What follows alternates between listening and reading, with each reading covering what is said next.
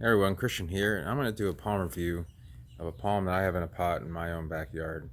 I originally was pretty hesitant about doing this because I was a little concerned that people would come to my address and take this pot. So I've had this happen before about 10 years ago, but these are going up north. When I confirm that they are actually going there, I can let you know they're going to their forever place.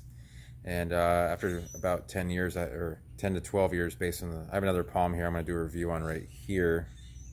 And I'll talk about that in another vlog. But right here, this is Attalea colenda. It is native to coastal Ecuador and one of the southernmost provinces in Colombia. I believe it's Narino or Narito. Um, excuse me. And it is a member of the American oil palm family. All the Attaleas are. And there are many, I would say there's probably 80 to 100 species of Attalea. And when I first saw this seed available about 10 years ago, I instantly fell in love with this palm. I had to get 100 of them, and I did order them, and most of them germinated. I was kind of surprised. I was concerned that, about viability, but Attaleas are big seeds. They have an, oily coating on them. They tend to last a while. So bigger seeds tend to last longer in general when it comes to growing palms from seeds. So this was germinated in 2009, and I over from around 2012, I kind of had a lost some inventory through just kind of leaving plants in places, and then back in 2016, my friend Rusty, who I may have been on the vlog already, I'm not. Yeah, I believe he was in one of the vlogs on my greenhouse. Um, he told me that I still had some palms left over, and sure enough, this was sitting in a pot about the size of that. These over here, actually, I'm sorry, it was in one of these tall pots here. If you guys can see that, it's kind of hard because of the leaf, but basically a tall 3 gallon. So it was definitely ready to go into the next pot. So I put it into a 7. Then finally, I put it into a 15. About a year and a half. This has been in this pot for about a year and a half, and it went through Hurricane Irma. Didn't even notice anything happened to it because they seem to be very good with wind. And then I decided to bring it home after the whole nursery situation. But I'm gonna get a little close up here. Now, this has a lot of similarities to Attalea cahoon, but it has a more tropical appearance than even cahoon does. So you can see most Attaleas, it has this large terminal leaf here. You can see, it has its pinnate, obviously very, so it's just pinnate. It's not bipinnate or plumose. And then with a large terminal leaflet like cahoon is, and also it has that brown or copper to bronze, I guess I should say, color on the new spear and on the back side of the rachis. So this is, you can see this palm is actually really compact in that it has almost no petiole. Basically it starts growing pinnae directly off of the trunk, and we'll even go one level lower here. You can see right at the base. The entire palm stays underground.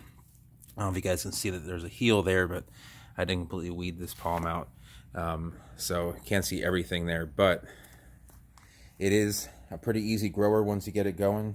It's a remote germinator, so it does have, it does take a while to germinate. The seeds are going to be about, let's see, trying to give you a gauge on the video, but they're going to be about 2 inches, 1.5 inches to 2 inches long, and maybe an inch wide. They're not that large for an Attalea. Some of the Attalea seeds can be 3 inches, 3+ inches long, and more than 2 inches wide, and are quite heavy. They can weigh almost a pound each. So they're on the smaller side. And you can see, actually, what's kind of cool is if you look close, you can see the new pinnae are actually visible, that they're going to unfurl in the spear itself. You see that a lot, but this one's very distinct, and you can tell, like, individual pinnae, which I think is pretty cool. And yeah, it's been a very solid grower for me since I've gotten it back in 2016. It's gone from a tall pot, which is, they're the 3 gallon tall pot, to a ready to go in the ground 15 gallon. I was going to put it in a 45 gallon, but my main reason for selling it is that I wanted it to go to a place that I knew it would grow forever, and so it'll be a public place and it can be viewed. I don't really have a place for it here, so But these are all Attaleas are really cool palms, and that they kind of have this volcanic look. And I know I've done a few other Attalea reviews, and but these, the larger tropical ones, I really like the most. Some of the subtropical ones are better because they're cold hardy, but they don't have as much color or as much. They look. This one's a little more tidy, even though you can see it does have leaves kind of strewn around. But they're a little bit tidier, and they just have an overall better look, in my opinion. I don't know how to best explain it. It's more of like a personal thing, but this is probably one of my top 5 genera in the palm world. And they grow throughout all of Central and South America, and it's amazing. And actually into the Caribbean, there's a species native to Haiti, and also a very cool palm. I'll try and do a vlog on Attalea crassuspaitha. And but yeah, these seeds, you want to give them a lot of heat. This is the time of the year in the northern hemisphere to go ahead and grow them if you can get any Attalea seed. Place them on top of the soil. You don't want to bury these. You can if you want, but they're just easier to kind of handle if you know they're germinated. And you can kind of pick them out, put them in they're going to want a deep pot for germination, at least 8 inches or so, or about 20 centimeter pot. And yeah, just plenty of heat. Give them a decent draining soil. They don't want to be sitting around in swampy areas. I don't think that they would do terribly in swampy areas, but I think that they like to have some drainage. So with that said, these kind of grow, on hills, and the oil from these plants is actually used in cooking in South America. So it does provide a lot of, uses for people native to the area as well, which I think is pretty neat.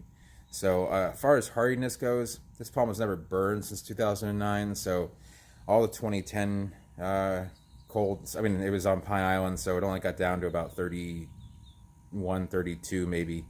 Maybe not. Maybe it didn't even freeze. I'm not sure exactly how cold it got, but it didn't show any damage.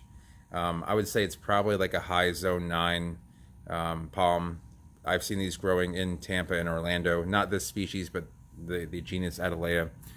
Cahoon and colenda probably are going to be closer to a zone 10 palm, but they're always Cahoon's definitely worth a try if you can get some seed of Attalea colenda. I haven't seen it for sale since 2009. In fact, I haven't seen any pictures of any palms other than mature ones and seedlings. So I'm curious to see if there are others out there that I haven't. I know of a few others in some gardens, but I haven't seen any on the internet. So anyway, I thought it'd be cool to get the vlog when the spear's all the way out like this. You can see how tall it is, kind of getting up there. So anyway, that's about it for Attalea colenda. I hope you enjoyed the vlog. If you did, give it a thumbs up. If you are new to the channel and want to see many more palm reviews and other palm related discussion, go ahead and subscribe. And if you have any questions about Attalea colenda or other species in the Attalea family, go ahead and leave it down below, and I will get back to them as soon as I can. And thanks for watching.